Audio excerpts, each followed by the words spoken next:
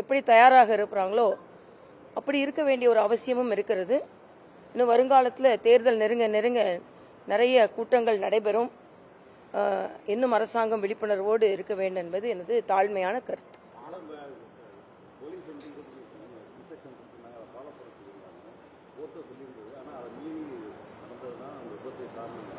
இல்லை, இதில் இப்போ அந்த விசாரணை நிச்சயமா அரசாங்கம் நடத்தணும். இப்போ நாம அப்படி நடந்ததா இப்படி நடந்ததா, அதனாலயா இதனாலயா, இந்த இடத்துனாலயா அந்த இடத்துனாலயா அப்படின்றது இப்போ நாம அலச ஆறுறது அது ஒரு சென்சேஷனால தான் ஆகும்.